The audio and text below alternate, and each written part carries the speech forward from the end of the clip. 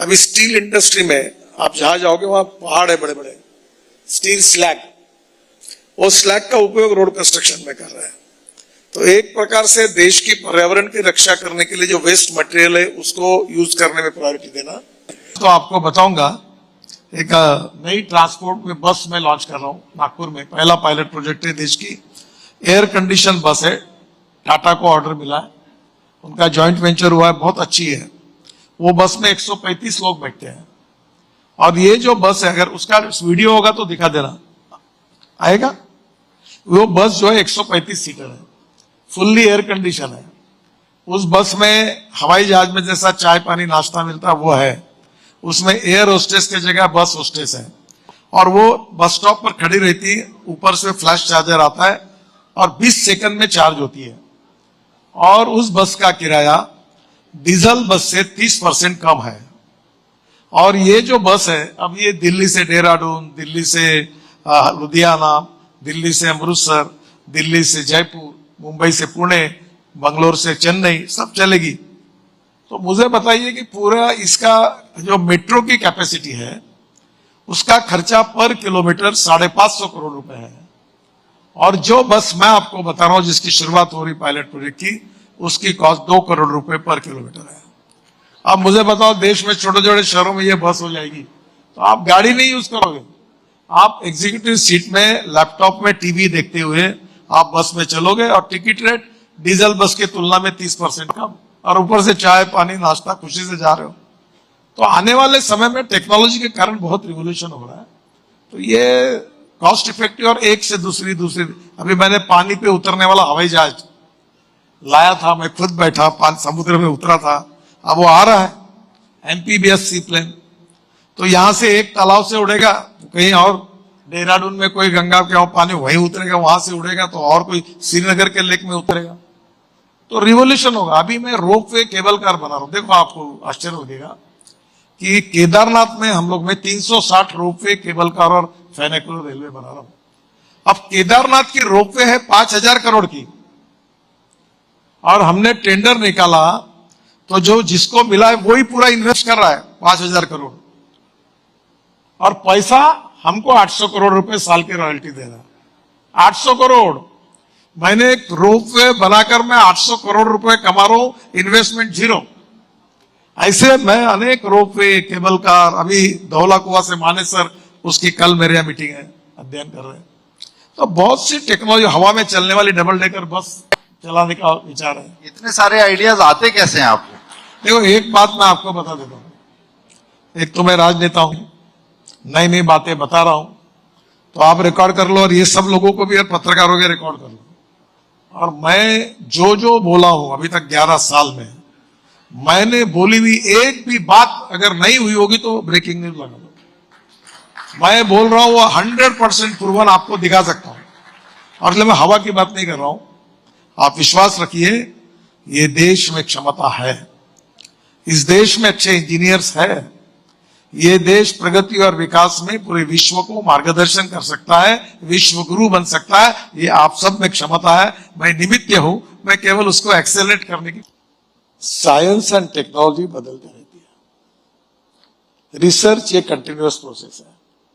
आज मैं flex engine के गाड़ी में आपके पास आया हूं, जब 5 साल के बाद अगले बार जब मैं शायद आऊंगा, अब this is not my commitment, ये मेरा विजन या मेरी एक महत्वाकांक्षा हो सकती, होगा कि नहीं होगा, I am not sure about it, पर मुझे लगता है हो सकता है।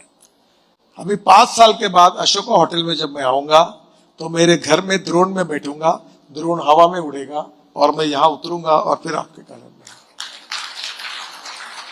मुझे अगर आपका कार्यक्रम अगर समझो यहां नहीं है, देहरादून में है, तो मैं दिल्ली से यहां यमुना में से उड़ जाऊंगा और वो प्लेन पानी से उड़कर मैं देहरादून उतर जाऊंगा और वहां से आपके पास आऊंगा।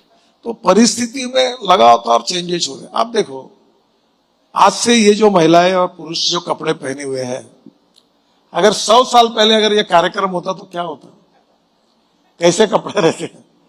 अब फर्क पड़ गया ना, काला ये तस्मै नमः, जो कल था वो आज नहीं, आज है वो कल नहीं। It's a continuous process. इसलिए हमें लगातार पॉजिटिविटी के साथ प्रगति और विकास के नए नए टारगेट सामने रखकर चलने चाहिए। हमें वो विजन रखनी चाहिए, पर केवल विजन रखने से नहीं होगा। You can donate vision, you can donate I, but you can not donate vision. पर विजन केवल सपने दिखाने वाले लोग अच्छे नहीं लगते। दिखावे सपने अगर पूरे नहीं होते तो जनता पिटाई भी करती है। हाँ, तो हर सपने को पूरा करके दिखाना, ये लीडरशिप की टेस्ट होती है। और हम जिस प्रकार से काम कर रहे हैं 100% होंगे ये मैं नहीं कहता, पर हम जनता की आशा अपेक्षा और आकांक्षा को मैक्सिमम उनको पूरा करने की ईमानदारी से कोशिश करेंगे और इसमें कामयाब होंगे। यही हमारी सोच है, यही हमारा संस्कार है और यही हमारी प्रेरणा है और यही हमारी फिलॉसफी है, और इसी के साथ काम करते रहेंगे। धन्यवाद नितिन जी।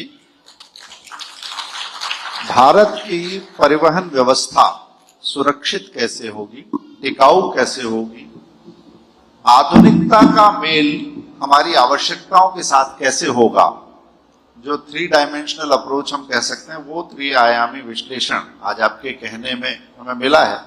और अभी मैं जो गाड़ी में, इनोवा गाड़ी में आया, जो आप मुझे अभी स्वागत किया, कुछ फ्लेक्सी या कुछ ऐसा, उसका फ्लेक्स फ्यूल है। फ्लेक्स फ्यूल, फ्लेक्स फ्यूल का मतलब है कि 100% इथेनॉल पर चलती है। पेट्रोल का रेट 120 रुपए लीटर है, इथेनॉल का रेट 65 रुपए लीटर है। फिर ये गाड़ी जो आपने देखी, ये 60% चलते चलते बिजली तैयार करती है। तो पेट्रोल की तुलना में अगर एवरेज का हिसाब लगाया जाएगा तो इसमें 1 लीटर पेट्रोल में हम जितना जाते हैं उतना अगर इसमें हिसाब किया तो पेट्रोल का रेट आता है 25 रुपए लीटर। नो पोल्यूशन, यानी इसमें पोल्यूशन नहीं, जीरो पोल्यूशन। और दूसरी इंपॉर्टेंट चीज कि हमारी 65% आबादी गांव में रहती है, और ये जो इथेनॉल है ये ब्रोकन राइस से, कॉर्न से, शुगर केन जूस से, मोलाइसिस से बनता है। और जब भारत सरकार ने निर्णय किया कि मक्के से इथेनॉल बनाएंगे तो यूपी, बिहार, और पहले उस समय मक्के की एमएसपी थी 1800 रुपए क्विंटल और मक्के की मार्केट प्राइस थी 1200 रुपए क्विंटल। पर हमने ये निर्णय करने के बाद आज मक्के की प्राइस 2600 से 28 रुपए क्विंटल हुई और 45,000 करोड़ रुपए ज्यादा के किसानों के जेब में गए। जूस और ब्रोकन राइस और मोलाइसिस से बनाने के कारण 1 लाख करोड़ रुपए किसानों के जेब में गए। तो हमारी गांव गरीब मजदूर किसान, रूरल एग्रीकल्चर और ट्राइबल इकोनॉमी स्ट्रांग करना किसके बदले में है? 22 लाख करोड़ जो देश के बाहर जा रहे थे उसको बचाकर और देश के प्रदूषण को कम करके हम ये कर रहे हैं। तो ये निश्चित रूप से आज एक प्रकार से एक दिन ऐसा आएगा कि जिस दिन 22 लाख करोड़ रुपए अगर इंपोर्ट खत्म हो जाएगा तो आप समझो कि इंडियन इकोनॉमी में 22 लाख करोड़ रुपए जाएंगे तो कितना बड़ा इंपैक्ट होगा। और दूसरी बात जो इसकी थोड़ी अलग साइड है, पूरे हमारे में अभी आपने 3 फ्यूल का केवल बात की। मैं एक चीज इसमें जोड़ के पूछना चाहूंगा कि नितिन गडकरी जी जब आते हैं तो नए विचारों के साथ, नए आइडियाज के साथ, और उन्हें बहुत कन्विंसिंग तरीके से जब बताते हैं, फ्यूल्स की बात खासतौर से अगर हम करें तो उनकी गाड़ी चलती है, मगर बहुत सी लॉबीज हैं जिनकी दुकान जलती है। मैं आपको वो भी तो ये जो लॉबीज हैं वो चाहेंगी क्या कि इथेनॉल या फ्लेक्सी फ्यूल या बायोफ्यूल या फिर ईवी या हाइड्रोजन फ्यूल ये सक्सेसफुल हो? इन लॉबीज से आप नए विचार तो लाते हैं, मगर इन लॉबीज से कैसे लड़ाई होती है? देखिए, पहली बात तो ऐसी है कि ये 22 लाख करोड़ का जो इंपोर्ट है, हमने सब कुछ किया तो भी इसको कम करना बहुत कठिन है। इसलिए ऑप्शन जो होते हैं जितने उसका अवलंब करो।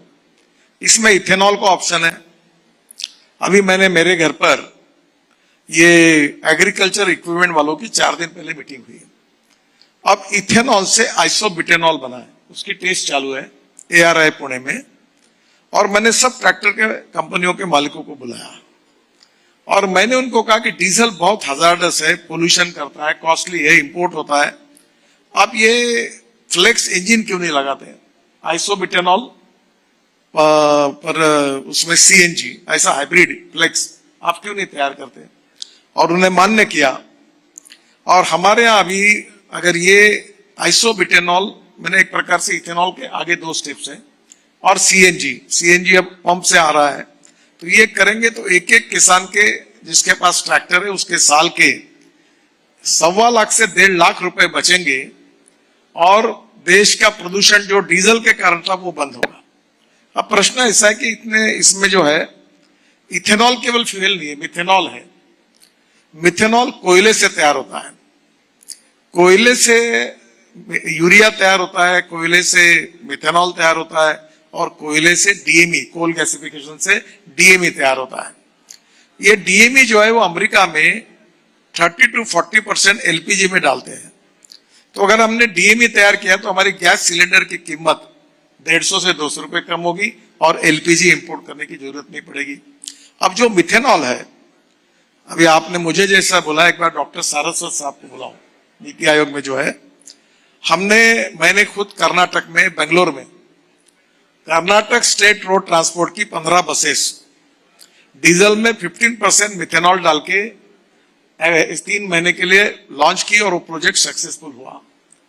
तो उसका 22 रुपए लीटर मिथेनॉल का भाव है। अब नॉर्थ ईस्ट में Assam petroleum 600 tonne per day ये मिथेनॉल बनाती है। तो मैंने आसाम के मुख्यमंत्री से अनुरोध किया कि नॉर्थ ईस्ट में हमारी जो ट्रक डीजल पे चल रही है उसको हम मिथेनॉल पे कन्वर्ट करें। और अब मरीन इंजिन जो है, हमारे जहाज है, बार्ज है, सब कुछ ये मिथेनॉल पे कन्वर्ट हो रहे हैं। फिर हमारे एग्रीकल्चर इक्विपमेंट है, कंस्ट्रक्शन इक्विपमेंट है, ये इलेक्ट्रिक पर कन्वर्ट हो रहे हैं। कुछ जगह पर हमने इथेनॉल फ्लेक्स इंजन पे कोशिश कर रहे हैं। जनरेटर सेट, अभी आज से 15 दिन पहले मैंने पूना में किर्लोस्कर कंपनी के 2 जनरेटर, एक 100% इथेनॉल पर और एक 100% आइसोब्यूटेनॉल पर लॉन्च किए हैं। अब एक ही बात आपको बता दूं, ये जो टेलीकॉम के टावर्स हैं, ये हर साल 450 करोड़ लीटर डीजल फूकते हैं, और वहां जनरेटर सेट है। अब किर्लोस्कर ने ये जो किया, इस प्रकार से जनरेटर सेट बदल जाएंगे तो देश में 450 करोड़ लीटर डीजल का जो इंपोर्ट है वो कम होगा, प्रदूषण कम होगा, और ये 450 करोड़ जो बायोफ्यूल अल्टरनेटिव फ्यूल जाएगा, इससे हमारे किसानों के जेब में पैसा जाएगा, और देश के इंपोर्ट बचने के कारण देश की इकोनॉमी स्ट्रांग होगी। अब इलेक्ट्रिक आया, जब इलेक्ट्रिक शुरू हुआ तो मुझे यही लोग सवाल पूछते थे कि रोड में गाड़ी बंद होगी तो धक्का मारने के लिए आप आओगे क्या? अब कोई नहीं बोलता। आज एक नई टेक्नोलॉजी का आज ही मुझे प्रेजेंटेशन हुआ, जो प्रयोग किया गया था कि जो वेस्ट प्लास्टिक है, ये प्लास्टिक से रोड के बीच में ऐसी एक लेयर तैयार होती है। वो डालने के बाद रोड का लाइफ हम 4 से 5 साल बढ़ा सकते हैं। तो उसमें जो प्लास्टिक जितना है, वेस्ट प्लास्टिक, इसका भी उपयोग होगा और रोड का लाइफ भी बढ़ेगा। मैं लगातार कोशिश कर रहा हूं कि एक दिन ऐसा आ जाए कि रोड ही फैक्ट्री में बने, 3 मीटर बाय 3 मीटर की प्रीकास्ट की स्लैब तैयार हो, 4 मीटर बाय 4 मीटर की, 6 मीटर बाय 6 मीटर की, और वो स्लैब हम क्रेन से लाकर एक से एक जोड़ते जाए, और वो लेबोरेटरी में उसके स्टैंडर्ड में चेक की जाए। और ये लगातार ये एक कंटिन्यूअस प्रोसेस है, और इसमें रोज नए नए हम उपाय कर रहे हैं। जैसे उदाहरण के लिए, आपके ही कार्यक्रम में मैंने 2-3 साल पहले कहा था, जब वो अपने वहां में आया था, तो अभी मैंने कहा था कि म्यूनिसिपल वेस्ट का हम यूज करेंगे। अब मुझे बताते हुए खुशी हो रही कि हमने 80 lakh tonne legacy solid waste जो शहरों में बसी हुई है, उसको सेग्रीगेट करके हमने UR2 जो दिल्ली में बना, दिल्ली मुंबई हाईवे, अहमदाबाद डोलेरो हाईवे, ऐसे अनेक जगह पर यूज किया है। और फिर हमने इसका अध्ययन किया कि देश की सॉलिड वेस्ट जो है, लीगेसी वेस्ट, कचरे के बड़े बड़े पहाड़ है, ये दिल्ली में 4 पहाड़ है, तो 15 शहरों में 50% वेस्ट है।